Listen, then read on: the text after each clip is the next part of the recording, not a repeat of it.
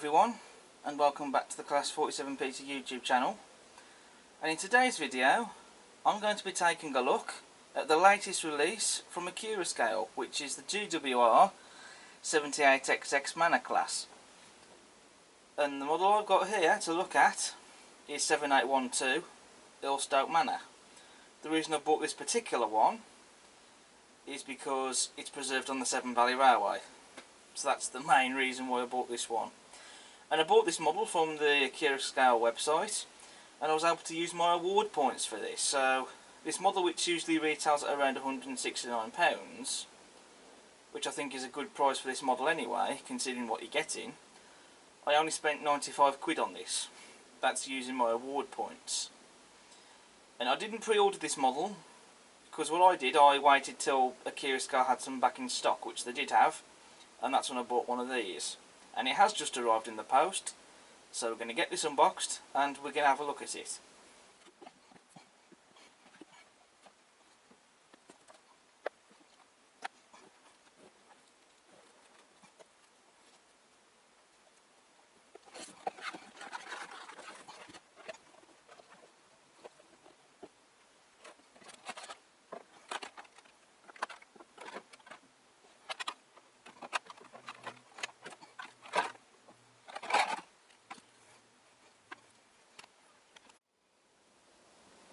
So here we have Earlstoke Manor out of the box and down on the layout, and isn't she a beauty? The first thing to report, as I always do with these review videos, is I have looked over the model and I can't find any quality control issues, which is great. This is a superb high quality factory finish that we expect and want these models to be in when we buy them.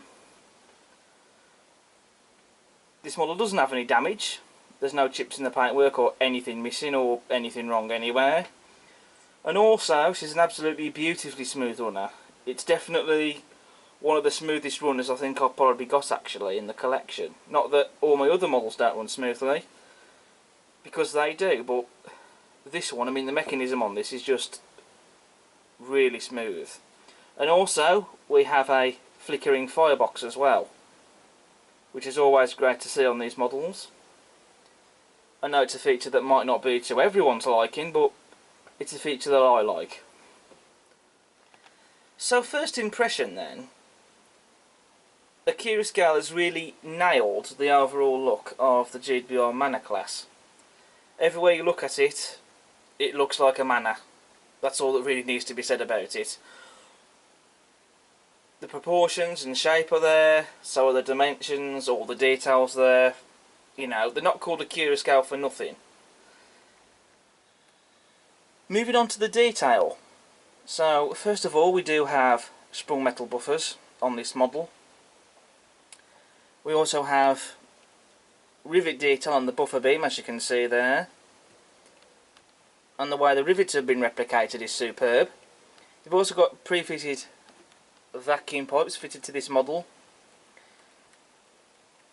And also you can see the guard irons there, just on the front bogie wheel there. On the running board you can also see there's plenty more rivets, and we have separately fitted lamp irons. You can also see the hole there in the buffer beam for the screw link coupling to go into. I just love all that detail there on the front frames of the bogie there, just underneath the buffer beam. And I think that's hiding the NEM pocket on the front as well, which I think is a clever way of doing that. Moving to the smoke box door, we have separately fitted lamp iron on the smoke box door. You can see we have the number plate for the loco 7812. That's been very well and neatly applied. Separately fitted smoke box door darts. You can also see we also have the hinges there as well.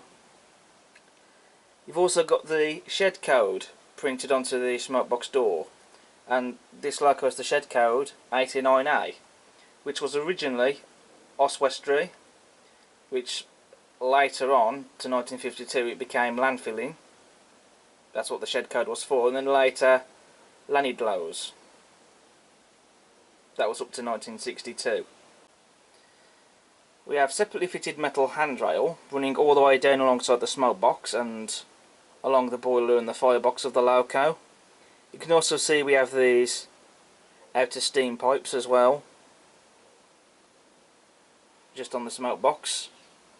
We also do have some rivet detail on the smoke box and some pipework detail, and I do love the matte finish that's been applied to the smoke box and the smoke box door, as well as the chimney as well. I mean, it just looks fantastic. It's not a finish that I don't think I've seen on a model in RTR before. Moving on to the chimney, I do take it back what I said about no marks on the model, because there is a mark on the chimney. I might be able to find something to remove it later, but to be honest, in certain lights you can't really notice it anyway, to be fair. And I think in reality these things are probably going to get marks on them eventually, but there we go. But the chimney's very well replicated. There's some nice rivet detail on that, and we have the copper cap, which, although it doesn't look like it is actually made out of copper, which I wouldn't expect it to, you know, it does look like, in this lighting anyway, that there's a bit of a shine to it. It is still otherwise, I think, very neatly done and very neatly painted. It's not something that's just been horribly painted or been rushed or whatever. You know, it's done to a very high standard. Whether it's just because the lighting is making it look like it has a shine to it, I don't know, but it looks fantastic though, regardless, so I'm not complaining. You also have the standard typical GWR safety valve bonnet. I mean, again, it doesn't have a shine to it, it's just a painted bit of detail. It's not like something, for example, on, let's say, Dapple's Manors or Large Prairies. Would have been nice to have seen a similar effect on the safety valve, perhaps even on the copper cap chimney, I expect, but, you know, the painting on this though, it still looks nice. We have the whistles on the firebox. There's two whistles, as per the GWR. One of them is a brake whistle. And although the whistles are not made of turned brass, you know, the way they've been modelled is still superb. Even if they're just bits of plastic perhaps that are painted, but I think they look fantastic. They've not been done to a poor quality. Yeah, they've been done to a high standard. And look at the steam pipe in there behind the whistle guard. That's been picked out and painted as well. They haven't left anything off this loco in model form. Like I said, all the details there, and it pretty much is. Moving to the cylinders, they've got the profile and shape of these correct. You can see the cylinder heads there. And the detail you get on the cylinders is fantastic as well. You've also got the drain cocks there, very nicely painted and pre-fitted, because with some models you have to stick them on yourself. Not in the case with this, and you know, it saves a job, because even though it can be fun to do, it can also be very fiddly as well. Attention to detail has also even gone into all the coupling rods. I mean, you can see that when you see these locos in real life, they are quite thick and chunky, of course, and as on the model, they are as well. Not that you usually tend to see that. They're not usually this chunky on any model, but Accurascale have put that onto the model, and it looks fantastic. The valve gear also looks pretty solid as well. You've also got the wheel weights. They're in the right position, and there's some nice rivet detail on those. You can also see we have the brake blocks as well. And there is sanding gear as well. Just under the cab we have a footstep. There's rivet detail on that, and also you can see the steam piping just here, just behind the footstep. You might just notice that it runs just under the running plate as well here. And that steam piping has also been painted as well. Again, loads of rivets on the running board.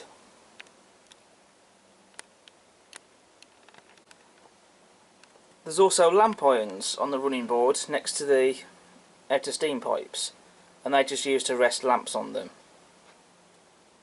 So that's there for you to model that if you want to. I personally don't think I'm going to bother doing that, but it's there if you want to do it. You can also see the detail there of the inside motion just under the boiler, in between the frames. You can also see we've got the visible daylights as well.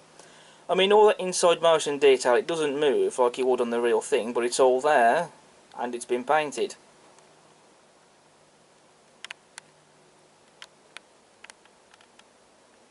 There's some more of that there as well. See, I told you they hadn't left anything off this model. Even this bit of detail here that you see on the prototype is replicated on the model. There's even attention to detail been put into the wheel arches. I mean, just look at the lining, just look at how fine that's been done. As well as the gold rim on the top. I think it's in real life something that made out of brass, I think. And also just look at the attention to detail with the nameplates as well. I mean, these are just plastic ones that are painted. You do get extra ones supplied in the accessory bag, which I'll show you later. But, you know, you can't argue with the printed detail on these, even though they are going to be covered over with extra ones. You know, the detail on these I think is fantastic. You've also got overhead warning flashes on this loco. Very crisply and neatly applied they are as well. As you would expect, of course, you have glazing in the cab windows. The trims around the cab side windows have also been picked out and painted in that brass colour that you would see, because it is in reality a brass trim, and that's been very nicely replicated. You've also got separately fitted handrails as well, just on the end of the cab and around the cab side windows. Also, just have a look at the detail inside the cab on the back head. You've got the gauges there, just look at the detail on those. The regulator lever, the gauges, all that pipe work, it's all painted, and the detail in that is just fantastic. And very realistic looking it is as well. So it's always a pleasure to see all the detail inside the interiors. You can also see the fire hole door there that's open. And what I especially love, when the camera decides it's going to focus, in the fire hole door you can actually see that they've even put what's supposed to be a coal load to represent coal burning away inside the firebox, which you can just about see. And that's not a bit of detail that when it comes to flickering fireboxes that any other manufacturer seems to bother with. But Accurascale have. They've done that.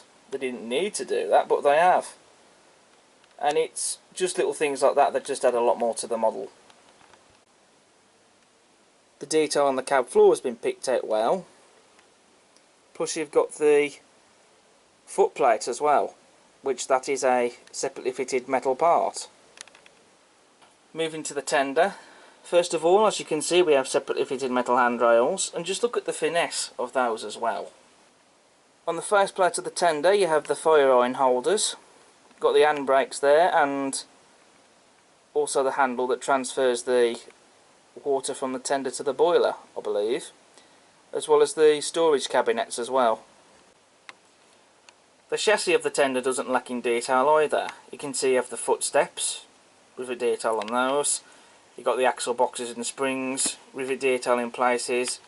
Brake rigging has also been added as well, not to mention the metal wheels on the tender.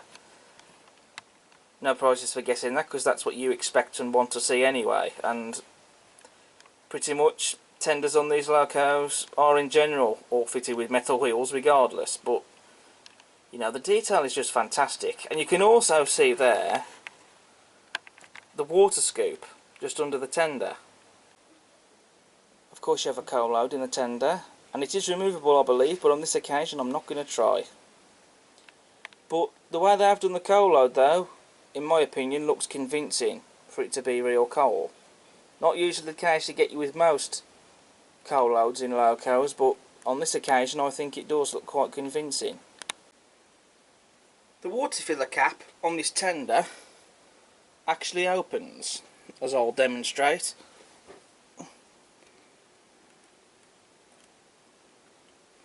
As you can see, and that I believe is an etched metal part. Now, unfortunately on this layout, I don't have an engine shed, so it's not going to be well justified. But if you have an engine shed on your layout, then it's going to look fantastic sitting on shed.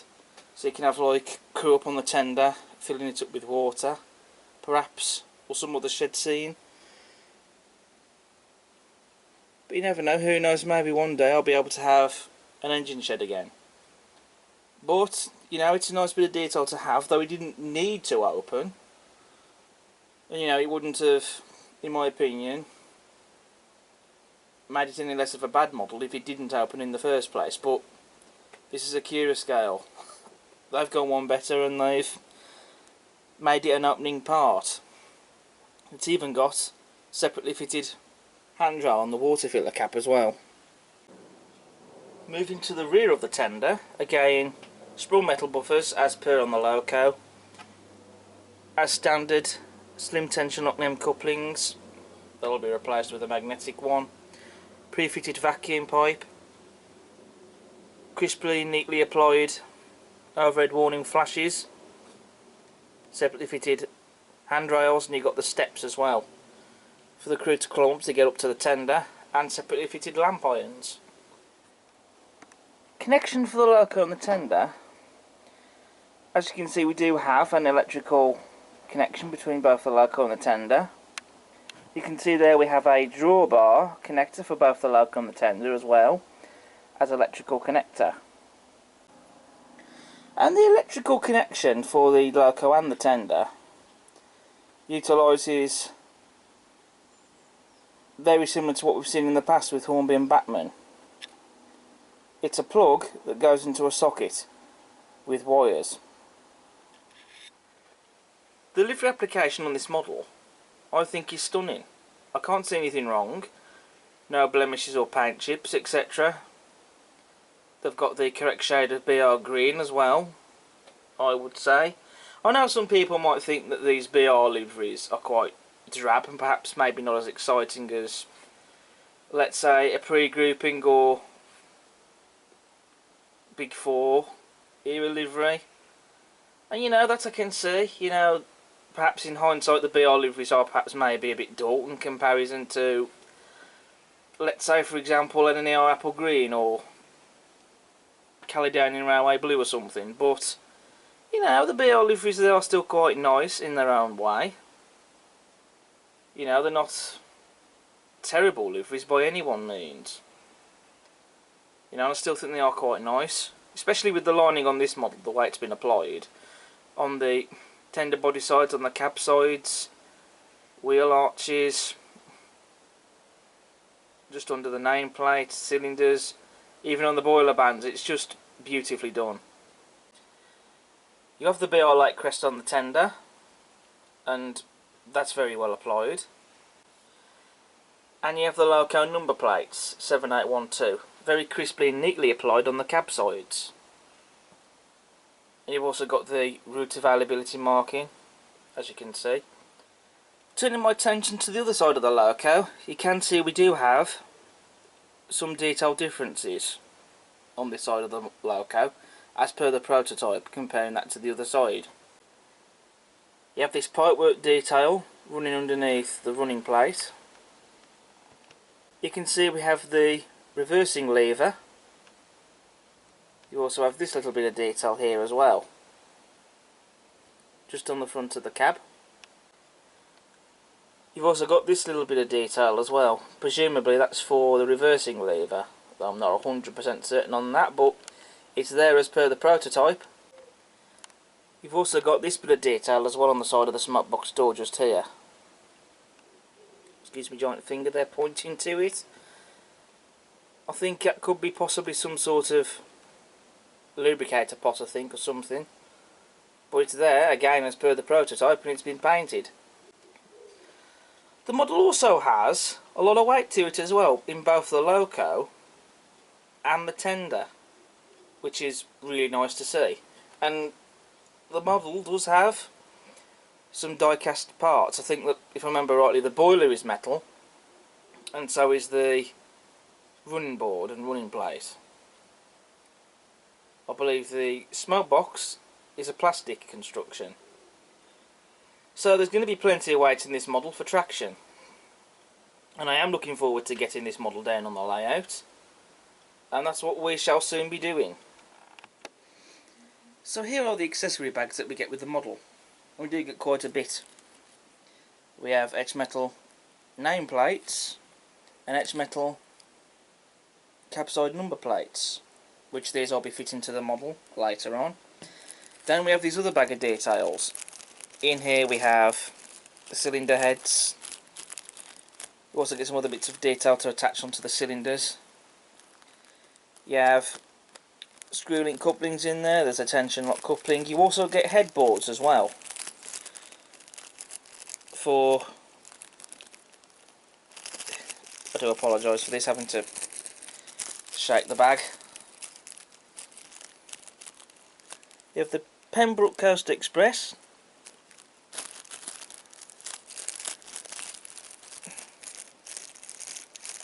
and we have, of course,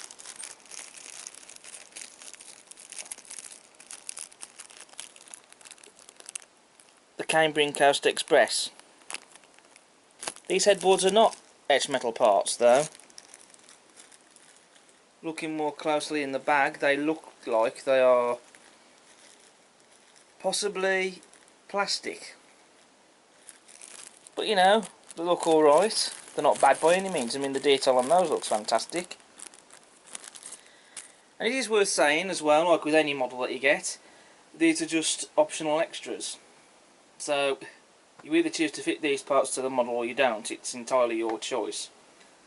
But I shall be fitting them. So now that we've covered the detail and all the accessories that we get with the model, and we talked about the mechanism, which are, again, I'm not going to start taking my models apart just so you can see the mechanisms, because the chances are you probably know already what these mechanisms are like. You've probably seen them elsewhere. But so far, for a first impression, it really is a superb model. So this is now going to bring us on to the running session. So what I'm going to do for this video is I'm going to get this loco running around the layout with my other Severn Valley Railway based loco, 42968, and have a Severn Valley Railway loco themed running session. And what I will do is I will put the Cambrian Coast headboard on Earlstoke Manor, I think. How about that? And I'll get up a train that I can prototypically make as possible, which I think that will be chocolate and cream, or in my case carmine and cream livery Mark 1s. So we'll see you in a bit then.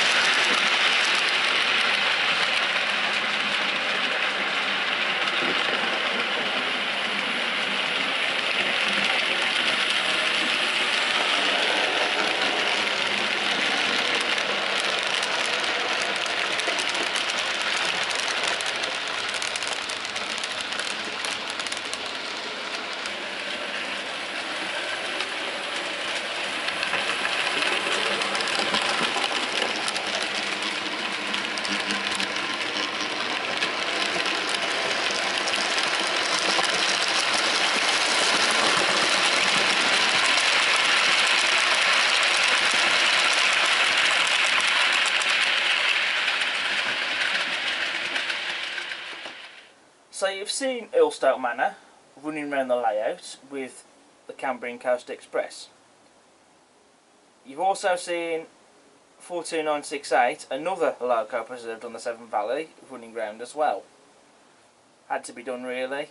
Before any purist comments, yes, I know there should be some lamps on the lamp irons on the loco. There aren't any, and that's because I don't have any lamps, so I'll have to go out and get some soon, I think, and none came with the loco. So maybe a tip for Accurascale in the future when producing steam locos, can we have some lamps as well to go with them? Also, you will have noticed in the running session that something new has also been added to the layout. The layout now has platforms, and that's something that shall be covered in the next video on the build of the layout. I am currently in the process of detailing them up, making them look realistic and detailed and so on. I am currently in the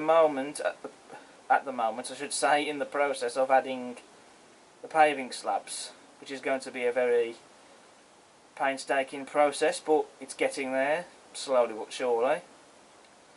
And as for the headboard on the loco, you shall see this loco wearing that headboard again, and the Paintwork Coast Express headboard. I mean, to be honest, it would be rude not to put these headboards on the loco every now and then, wouldn't it?